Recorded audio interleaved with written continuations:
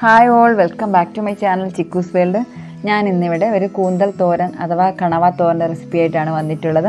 എങ്ങനെയാണ് ഈ കൂന്തൽ തോരൻ അഥവാ കണവ തോരൻ തയ്യാറാക്കുന്നതെന്ന് നമുക്ക് നോക്കിയാലോ. അതിനാവശ്യമായിട്ടുള്ള ഇൻഗ്രീഡിയൻസ്: ഒരു 1/2 കിലോഗ്രാം കണവ ചെറുതായിട്ട് കട്ട് ചെയ്തെടുത്തിട്ടുണ്ട് വൃത്തിയാക്കിയതിന് ശേഷം. അതുപോലെ 10 ചുവന്നുള്ളി, ഒരു സവാള, കുറച്ച് തേങ്ങാക്കൊത്ത്, 4 പച്ചമുളക്, 1 കപ്പ് തേങ്ങ, ജിഞ്ചർ ഗാർലിക് പേസ്റ്റ് 1 ടീസ്പൂൺ വീതം, കുറച്ച് കറിവേപ്പില എന്നിവയാണ് എടുത്തിട്ടുള്ളത്. ഇനി ഇത് തയ്യാറാക്കാനായിട്ട് ഒരു പാൻ അടുപ്പത്ത് വെച്ചിട്ടുണ്ട്. ഇനി പാനൊക്കെ ചൂടായി വന്നിട്ടുണ്ട്. അതിലേക്ക് ഏകദേശം 4 ടേബിൾ സ്പൂൺ അളവിൽ വെളിച്ചെണ്ണയാണ് ഞാൻ ചേർത്ത് കൊടുക്കുന്നത്. വെളിച്ചെണ്ണയൊക്കെ ചൂടായി വരുമ്പോൾ നമുക്കിതിലേക്ക് കടുക് ചേർത്ത് കൊടുക്കാം. വെളിച്ചെണ്ണ ചൂടായി വന്നിട്ടുണ്ട്. ഇതിലേക്ക് 1 ടീസ്പൂൺ അളവിൽ കടുക് ചേർത്ത് കൊടുക്കാം. ഉള്ളത് കടുകെല്ലാം പൊട്ടി വന്നിട്ടുണ്ട്. ഇതിലേക്ക് നമുക്ക് തേങ്ങാക്കൊത്ത് ചേർത്ത് കൊടുക്കാം. ഏകദേശം 2 ടേബിൾ സ്പൂൺ അളവിൽ തേങ്ങാക്കൊത്ത് എടുത്തിട്ടുണ്ട്. നന്നായിട്ടൊന്ന് മൂപ്പിച്ചെടുക്കാം. തേങ്ങാക്കൊത്തൊന്ന് നന്നായിട്ടൊന്ന് മൂപ്പിച്ചെടുക്കാം. തേങ്ങാക്കൊത്തൊക്കെ ചേർത്ത് ഈ തോരൻ തയ്യാറാക്കി എടുക്കുമ്പോൾ നല്ലൊരു ടേസ്റ്റാണ് കേട്ടോ.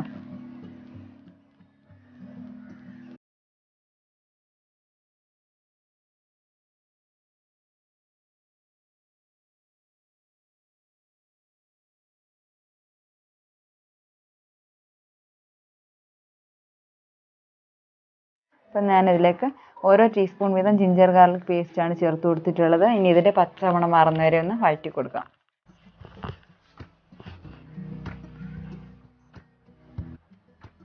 അതിലേക്ക് കട്ട് ചെയ്തെടുത്തിട്ടുള്ള ചുവന്നുള്ളിയും സവാളയും പച്ചമുളകും കൂടി ചേർത്ത് കൊടുക്കാം. വേണമെങ്കിൽ ഈ ചുവന്നുള്ളി സ്കിപ്പ് ചെയ്ത് ഒരു സവാള കൂടി ചേർത്താലും മതിയാകും. ഞാനിപ്പം വലിയൊരു സവാളയാണ് എടുത്തിട്ടുള്ളത്. മീഡിയം സൈസ് സവാളയാണെന്നുണ്ടെങ്കിൽ 3 സവാള ചേർത്ത് നമുക്ക് ഈ തോരൻ തയ്യാറാക്കി എടുക്കാൻ പറ്റും. ഇതൊന്നും പെട്ടെന്ന് തന്നെ ഒന്ന് വഴണ്ടി വരാനായിട്ട് നമുക്ക് കുറച്ച് ഉപ്പ് കൂടി ഒന്ന് ചേർത്ത് കൊടുത്തൊന്ന് വഴറ്റി ഒന്ന് കുക്ക് ചെയ്തെടുക്കാം. അതുപോലെ എൻ്റെ ഈ ചാനൽ സബ്സ്ക്രൈബ് ചെയ്യാതെ ആരെങ്കിലും കാണുന്നുണ്ടെങ്കിൽ ഈ ചാനൽ ഒന്ന് സബ്സ്ക്രൈബ് ചെയ്തേക്കണേ. കൂട്ടത്തിലുള്ള ബെല്ലൈക്കൺ ഒന്ന് പ്രസ് ചെയ്ത് ഓൾ എന്ന ഓപ്ഷൻ ഒന്ന് എനേബിൾ ആക്കി വെക്കുക. എങ്കിൽ മാത്രമേ ഞാൻ അപ്ലോഡ് ചെയ്യുന്ന വീഡിയോസൊക്കെ നിങ്ങൾക്ക് പെട്ടെന്ന് തന്നെ ലഭിക്കുകയുള്ളൂ. അപ്പോൾ കുറച്ച് കറിവേപ്പില കൂടി ഞാൻ ഇതിലേക്ക് ചേർത്ത് കൊടുക്കുന്നുണ്ട്.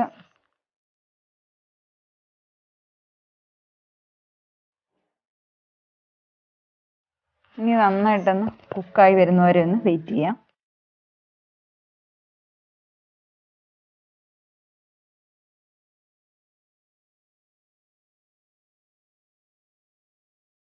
ഇനി നമുക്കിതിലേക്ക് മസാലകൾ ചേർത്ത് കൊടുക്കാം. ആദ്യം തന്നെ 1/2 ടീസ്പൂൺ മഞ്ഞൾപ്പൊടിയാണ് ചേർത്ത് കൊടുക്കുന്നത്. മഞ്ഞൾപ്പൊടി ചേർത്ത് കൊടുത്ത് നന്നായിട്ടൊന്ന് വഴറ്റി കൊടുക്കാം. അതിൻ്റെ പച്ചമണം മാറുന്നത് വരെ നന്നായിട്ടൊന്ന് വഴറ്റി കൊടുക്കാം.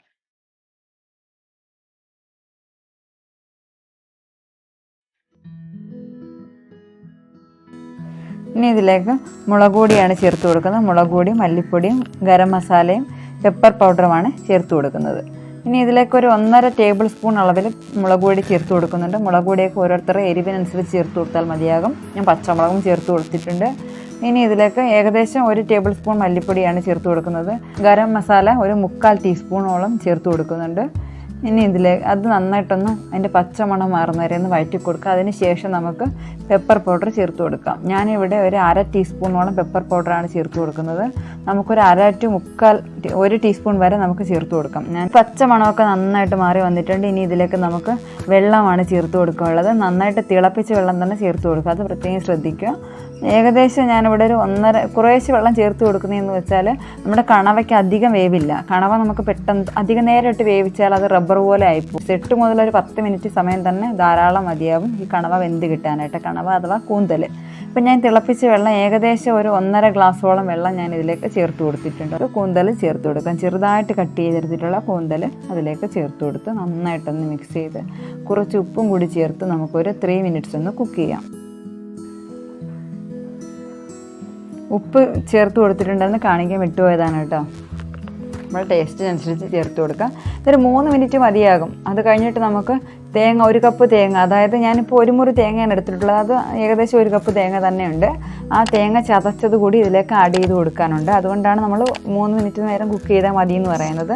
അപ്പോൾ തന്നെ ഒരു ഹാഫ് കുക്കായി വരും. അതിനുശേഷം നമ്മൾ ഒരു 1/2 to 1/4 ടൈമൊക്കെ ഒന്ന് കുക്കായി വരും. അതിനുശേഷം നമ്മൾ ഈ അരച്ച് വെച്ചേക്കാൻ തേങ്ങ ചേർത്ത് കൊടുക്കാം. അതായത് ഒന്ന് ക്രഷ് ചെയ്തെടുത്തിട്ടുള്ള തേങ്ങ, വെറുതെ തേങ്ങ മാത്രം ഒന്ന് ക്രഷ് ചെയ്തെടുത്തിട്ടുള്ളതാണ് അതിലേക്ക് ചേർത്ത് കൊടുക്കുന്നത്. അതായത് ഈ വെള്ളമെല്ലാം ഒന്ന് വറ്റി വരുന്നതിന് മുൻപ് തന്നെ നമുക്ക് ഈ തേങ്ങ ചേർത്ത് കൊടുക്കണം.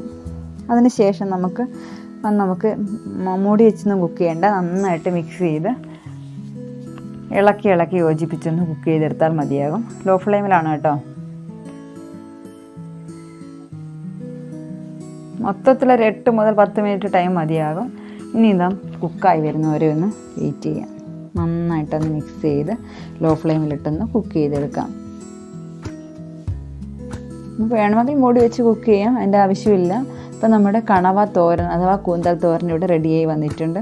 നമുക്ക് ഉപ്പും എല്ലാ അതിൻ്റെ ടേസ്റ്റുകളൊക്കെ നോക്കിയിട്ട് എന്തെങ്കിലും കുറവുകളുണ്ടെങ്കിൽ നമുക്ക് ചേർത്ത് കൊടുക്കാം. വളരെ പെട്ടെന്ന് തന്നെ തയ്യാറാക്കിയെടുക്കാൻ പറ്റുന്നൊരു തോരനാണ്. എല്ലാവരും ഒന്ന് ട്രൈ ചെയ്ത് നോക്കുക. ഇന്ന് നമ്മുടെ കൂന്തൽ തോരൻ ഇവിടെ റെഡി ആയിട്ടുണ്ട്. ഇനി നമുക്ക് ഫ്ലെയിം ഒന്ന് ഓഫ് ചെയ്ത് കൊടുക്കാം. അങ്ങനെ നമ്മുടെ തോരൻ ഇവിടെ റെഡി ആയിട്ടുണ്ട്. ഈ വീഡിയോ ഇഷ്ടപ്പെട്ടെങ്കിൽ ഒരു ലൈക്ക് കൂടി ഒന്ന് അമർത്തിയേക്കണേ. നിങ്ങളുടെ വിലയേറിയ കമൻറ്റുകൾ ഞാൻ പ്രതീക്ഷിക്കുന്നുണ്ട്. അതുപോലെ അടുത്ത വീഡിയോയുമായി ഉടൻ തന്നെ എത്തുന്നതായിരിക്കും. Thank you.